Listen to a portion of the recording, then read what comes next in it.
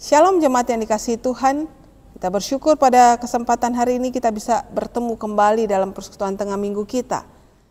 Mari sebelum kita bersama-sama memuji nama Tuhan, kita bersatu dalam doa.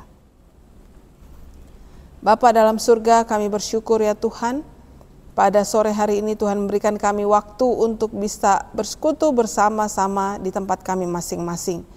Kami percaya puji-pujian yang kami naikkan dari dalam hati kami, itu akan sampai kepada telinga Tuhan dan semua menjadi persembahan kami yang indah bagi kemuliaan Tuhan.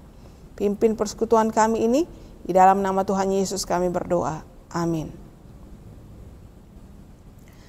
Jemaat yang dikasihi Tuhan, setiap waktu, setiap detik yang Tuhan berikan kepada kita adalah anugerah bagi setiap kita. Dan ada maksud Tuhan dalam setiap anugerahnya yang diberikannya buat kita. Supaya setiap hari, setiap waktu dalam hidup kita ini, kita berjuang untuk menjadi orang-orang yang semakin serupa dengan Kristus, menjadi anak-anak Tuhan yang indah di hadapannya. Mari kita naikkan pujian ini, jadikan aku indah.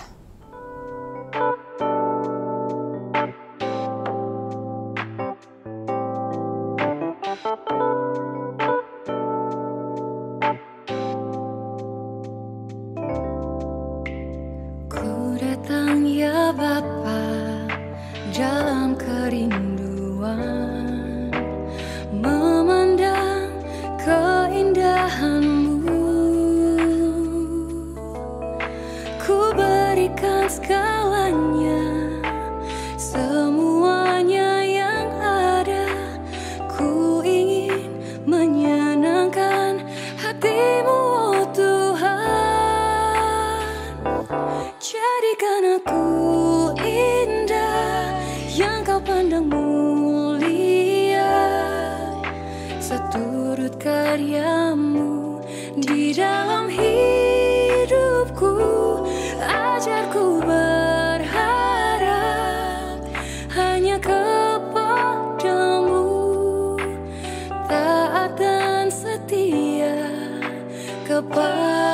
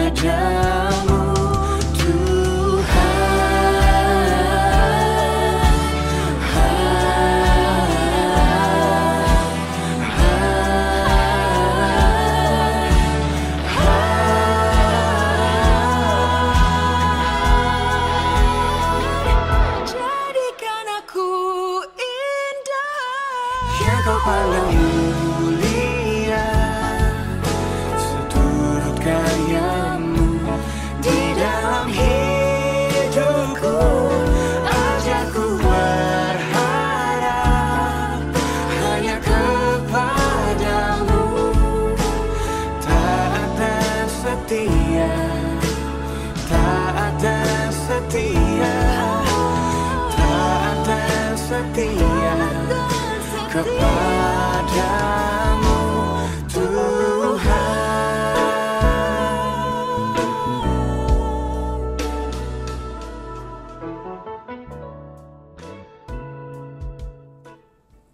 Saudara, kita akan bersama-sama mendengarkan firman Tuhan, karena itu sekali lagi kita tundukkan kepala dan kita masuk dalam doa. Bapa dalam surga, kiranya Engkau yang memimpin kami, supaya firman Tuhan yang akan kami baca dan renungkan bersama ini bisa menjadi kekuatan dalam hidup kami, memimpin kami untuk menjalani kehidupan kami hari lepas hari. Di dalam nama Tuhan Yesus kami berdoa. Amin.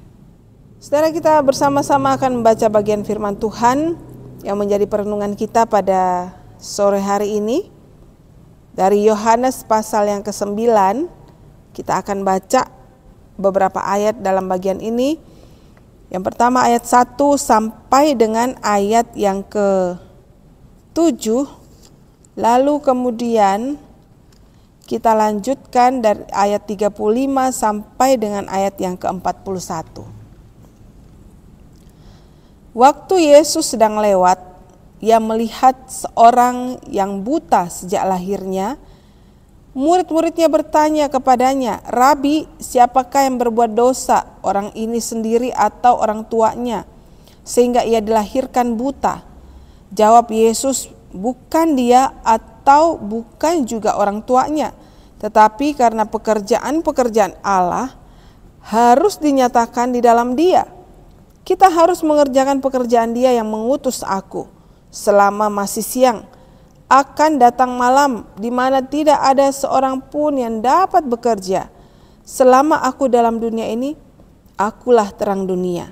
Setelah ia mengatakan semuanya itu, ia meludah ke tanah dan mengaduk ludahnya itu dengan tanah, lalu mengoleskannya pada mata orang buta tadi dan berkata kepadanya, "Pergilah, basuhlah dirimu dalam kolam Siloam."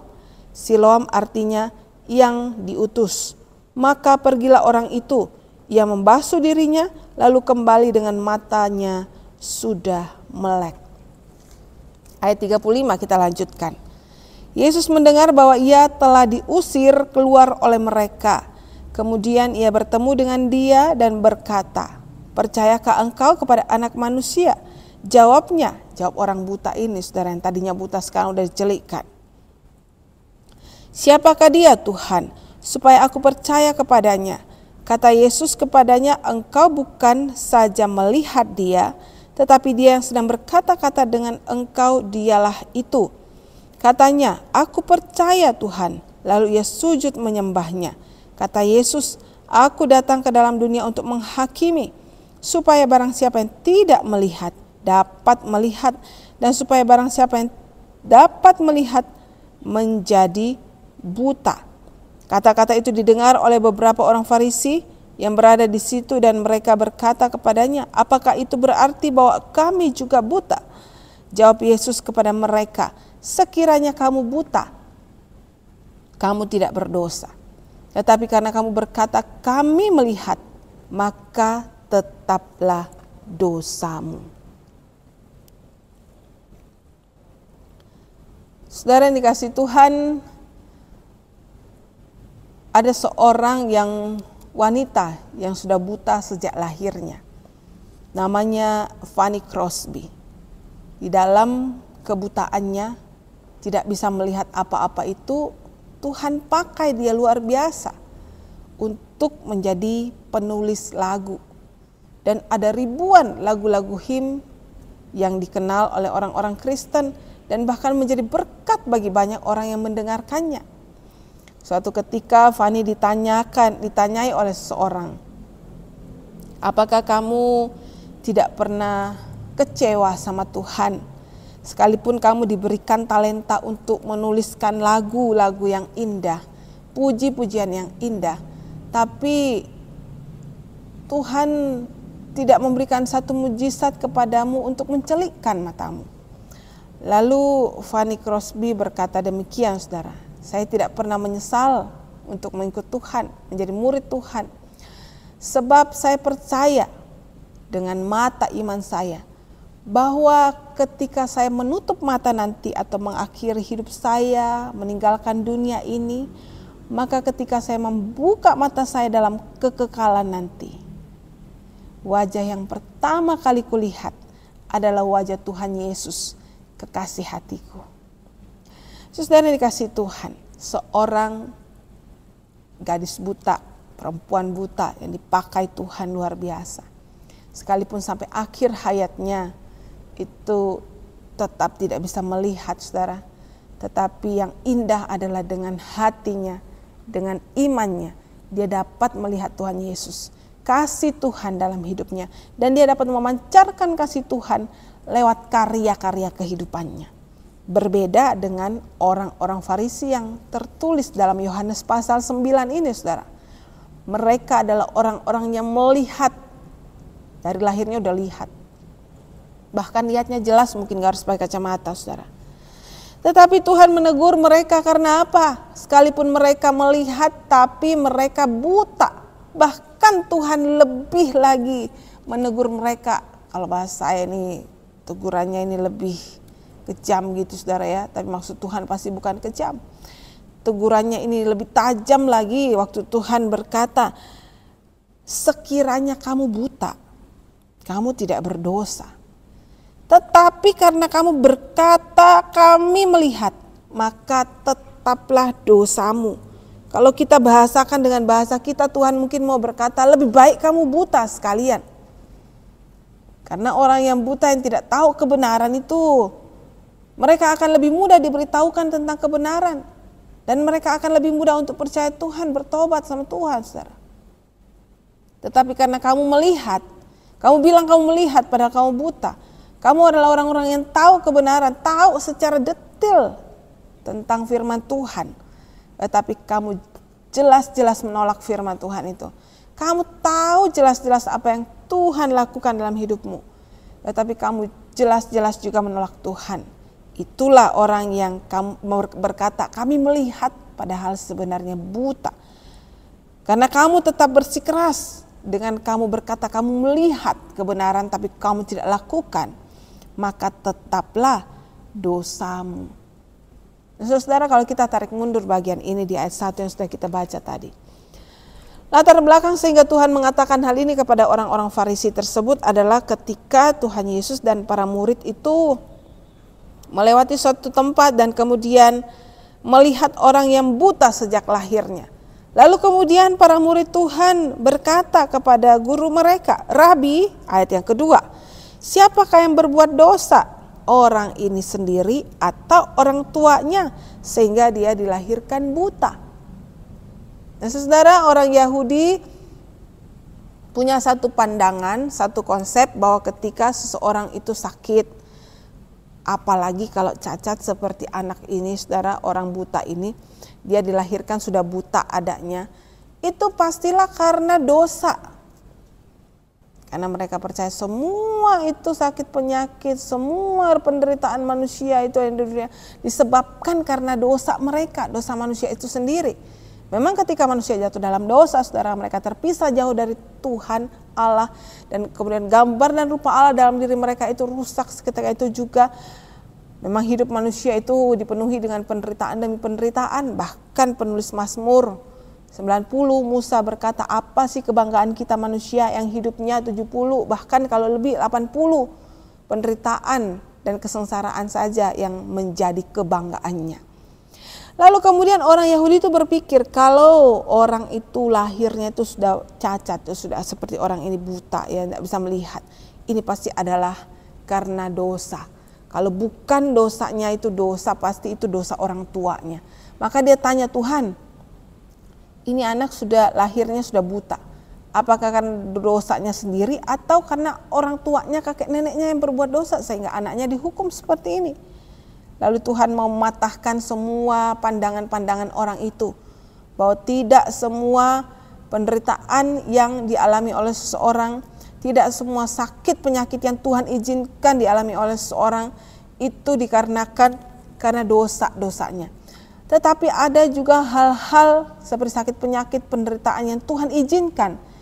Itu ada maksud Tuhan di dalamnya. Lalu Tuhan berkata, bukan dia, bukan orang tuanya, tetapi karena pekerjaan-pekerjaan Allah harus dinyatakan di dalam dia. Sulit untuk memahami bagian ini, saudara. Kalau hanya membacanya, oh iya ada maksud Allah, oh iya ada rencana Tuhan. Apalagi kalau kita itu sedang menghibur, saudara kita, rekan kita, teman kita yang sedang sakit, sabar ya kamu, ada maksud Tuhan dalam segala sakit penyakitmu, ada maksud Tuhan dalam segala penderitaan hidup yang kau alami. Sabar saja, engkau akan melihat rencana Tuhan yang luar biasa. Kalau ngomong sendiri gampang saudara, menghibur orang gampang, tapi ketika Tuhan izinkan itu terjadi dan harus kita alami sendiri, pasti sulit untuk memahami bagian ini. Dalilnya, karena Allah itu baik. Kenapa dia mengizinkan anak-anaknya menderita? Kalau Allah itu penuh kasih, kalau rencana Tuhan itu baik adanya, kalau rancangan-rancangan Tuhan itu penuh damai sejahtera, kenapa saya anak-anaknya justru harus mengalami persoalan, pergumulan, penderitaan, sakit, penyakit, dan lain sebagainya? Sulit untuk mengatakan dan mengamini apa yang Tuhan katakan. Bukan karena salahnya dia, bukan juga karena salah orang tuanya, tetapi ada pekerjaan-pekerjaan Allah yang mau dinyatakan melalui dirinya. Ada sesuatu yang Allah mau nyatakan, bukakan melalui dirinya. Itu dengan kata lain, Tuhan mau memakai orang yang buta sejak lahir ini untuk menjadi alat di tangan Tuhan, supaya dia bisa percaya sama Tuhan, supaya dia bisa membawa keluarganya percaya sama Tuhan, bahkan orang-orang sekitarnya untuk percaya sama Tuhan. Saudara yang dikasih Tuhan, kita lanjutkan dulu pembacaan kita, saudara. Lalu Tuhan berkata, kita harus mengerjakan pekerjaan Dia yang mengutus aku selama masih siang. Akan datang malam di mana tidak ada seorang pun yang dapat bekerja. Selama aku di dalam dunia, akulah terang dunia, kata Tuhan. Nah, saudara, itu berarti Tuhan mau mengatakan nih loh, tidak ada waktu untuk bersantai-santai atau mengabaikan rencana Tuhan, khususnya bagi misi Tuhan Yesus saat itu. Tuhan ingin menjangkau lebih banyak lagi jiwa-jiwa untuk percaya kepada Tuhan, untuk melihat Dia, percaya kepadanya sebagai Mesias, anak Allah. Dan Tuhan mau mengatakan bahwa dirinya lah terang dunia itu yang datang ke tengah-tengah dunia ini. Kita melihat terang yang ada di dunia ini itu sementara. Tapi yang kita butuhkan sejatinya itu terang dunia. Terang yang sejati tidak lain adalah Yesus sendiri. Bukan hanya terang yang kita lihat dengan mata kita, tetapi dengan hati kita merasakan dan melihatnya. Lalu Tuhan berkata, setelah Ia mengatakan semuanya itu, Ia meludah ke tanah, mengaduk ludahnya itu dengan tanah, lalu mengoleskannya pada mata orang buta tadi, dan berkata kepadanya, pergilah, basuhlah dirimu ke kolam Siloam. Dan setelah orang itu kembali kepadanya, matanya sudah melek atau sudah bisa melihat dia, saudara. Orang yang buta sejak lahir itu, saudara, menurut ilmu kedokteran ini sulit disembuhkan. Karena apa? Biasanya itu korneanya yang rusak, atau saraf-saraf mata itu, seluruh bagian matanya itu rusak. Jadi sulit, sekalipun dengan ilmu kedokteran yang canggih, untuk disembuhkannya itu lebih sulit, saudara. Karena itu sudah bawaannya dia sejak lahir. Ada hal yang sulit diupayakan dengan ilmu kedokteran yang ada di dunia ini untuk mengobati mata yang sudah buta sejak lahirnya. Tetapi Tuhan hanya mengaduk tanah dengan ludahnya, dioleskan, basuh ke kolam Siloam, lalu orang itu kembali sudah melek dia, saudara. Harusnya ini suatu hal yang mustahil untuk dilakukan manusia biasa. Dan seharusnya ketika kita melihatnya dengan mata kepala kita, kita akan yakin bahwa inilah mujizat, sekalipun itu bukan kita alami, saudara. Ini orang yang melakukannya luar biasa. Ini pasti bukan orang biasa. Maka saya percaya orang-orang sekampung dari orang buta ini, juga orang Farisi yang ada di sana, ketika melihat hal itu, mereka pasti akan tercengang-cengang. Karena tidak ada satupun di antara mereka yang mampu melakukannya. Dan tidak ada satu manusia pun yang mampu melakukan hal seperti itu, saudara. Lalu apa masalahnya dengan kesembuhan si orang buta ini? Kenapa kok diperpanjang? Sampai-sampai Tuhan menegur kedegilan hati orang-orang Farisi, saudara. Karena kesembuhan yang Tuhan lakukan itu dilakukan di hari Sabat. Dan itu bertentangan dengan hukum-hukum yang ditentukan oleh ahli Taurat orang Farisi saat itu. Hukum itu saklek, tidak boleh dilanggar sedikit pun. Padahal hukum itu yang buat manusia, saudara. Itu pun hukum yang dibuat-buat, bukan yang sesuai dengan Tuhan perintahkan. Yang Tuhan perintahkan adalah kuduskanlah hari Sabat. Itu berarti kita harus memakai hari Sabat itu khusus untuk melayani Tuhan, mempersiapkan diri untuk beribadah kepada Tuhan, mempersiapkan diri untuk mempersembahkan yang terbaik bagi Tuhan, karena Tuhan sudah memberkati kehidupan kita sepanjang pekan yang sudah kita lalui. Tetapi menguduskan hari Sabat itu dipelesetkan oleh orang Yahudi. Dengan cara apa? Sabat itu dipelihara dengan tidak boleh kita bekerja apa-apapun di hari Sabat. Tidak boleh ke ladang, tidak boleh melakukan pekerjaan-pekerjaan di rumah, bahkan menyalakan pelita pun tidak boleh. Saya lagi bayangin tuh kalau hari Sabat orang Yahudi pasti gelap gulita semua rumahnya, saudara. Tidak boleh masak, jadi kalau orang Yahudi itu 1 hari sebelum Sabat sudah masak untuk 2 hari, saudara. Bahkan tidak boleh menolong orang yang jatuh ke dalam sumur. Tidak boleh melakukan perjalanan lebih dari 10 mil. Tetapi anehnya di hari Sabat mereka masih tetap bisa menggiring kambing dombanya untuk diberikan minum dan makan. Bukankah itu sama dengan bekerja, saudara? Kenapa kambing domba itu bisa dikasih makan di hari Sabat? Kalau nggak dikasih makan, banyak kambing domba sakit dan mati, merugikan mereka. Jadi hukum yang mereka perlakukan saat itu bukan lagi hukum Tuhan. Bukan lagi hukum yang Tuhan kehendaki, tetapi hukum yang sesuai dengan keinginan mereka, kebutuhan mereka. Kalau ini menguntungkan, kita buatlah hukum ini berlaku untuk kita. Tapi kalau ini tidak menguntungkan kita, kita jangan buat. Kalau ini hukum meringankan kita, kita buat. Kalau tidak meringankan, sudah kita lalui saja, kita lewatin saja.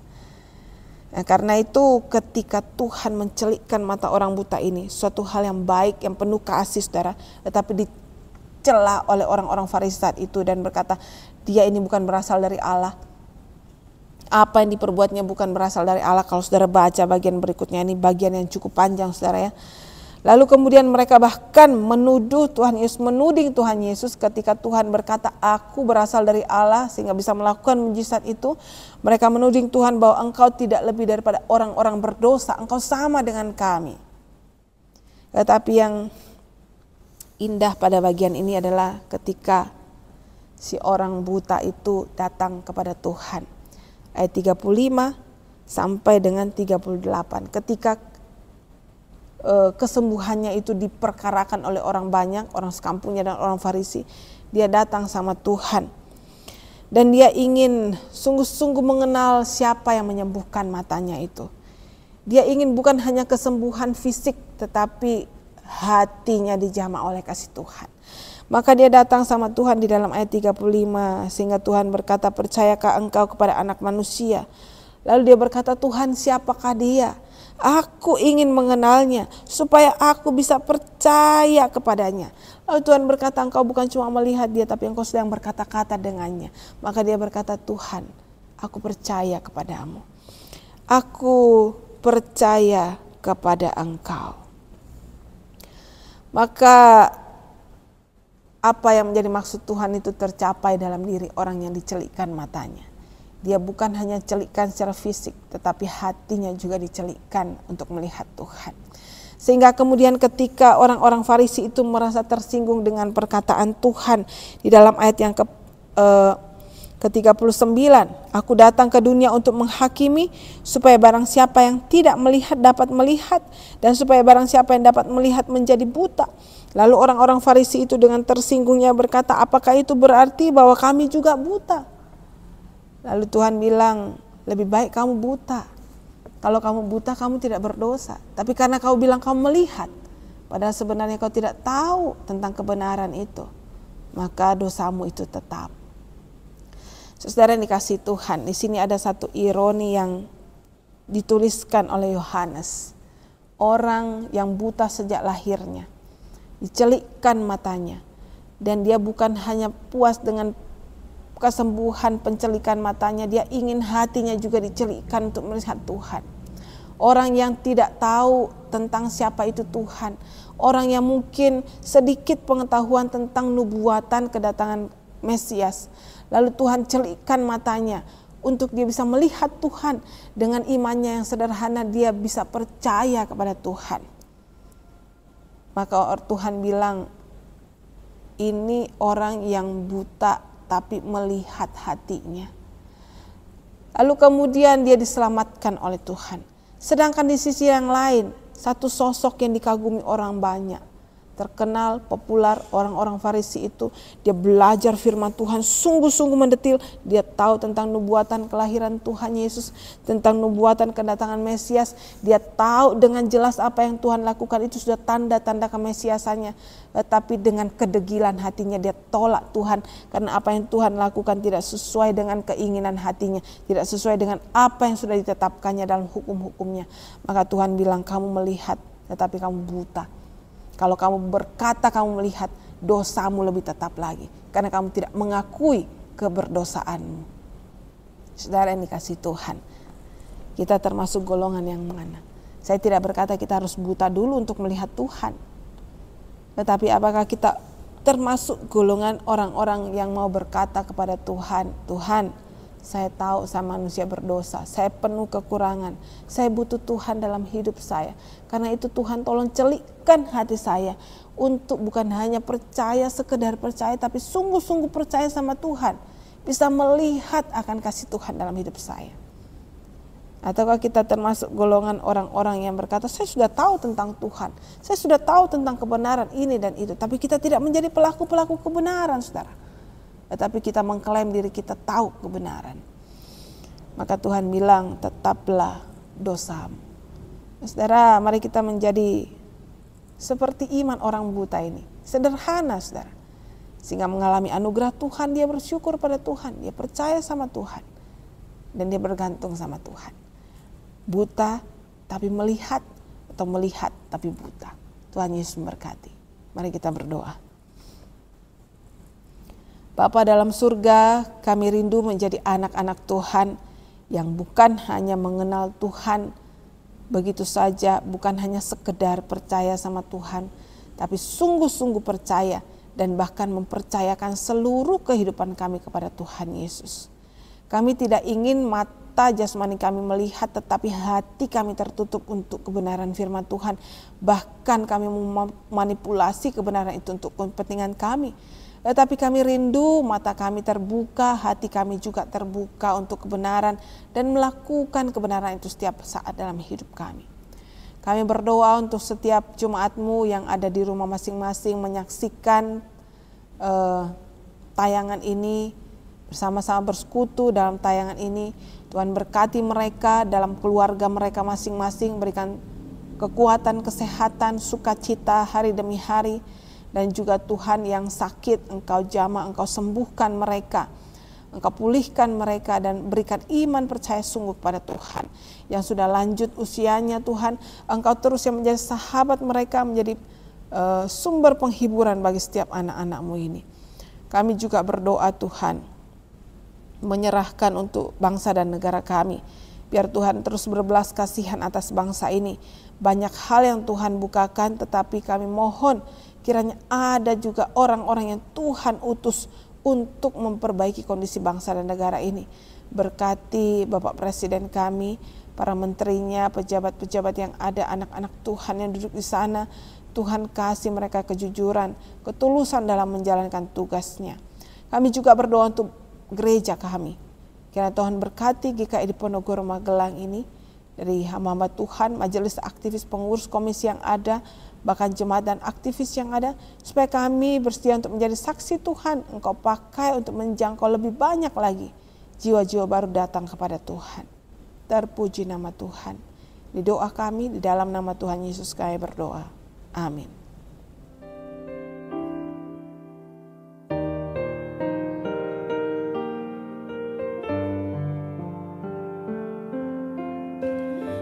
Musim akan selalu berganti, kasih Tuhan tetap abadi, tak akan berubah sampai selamanya. Ku tetap percaya.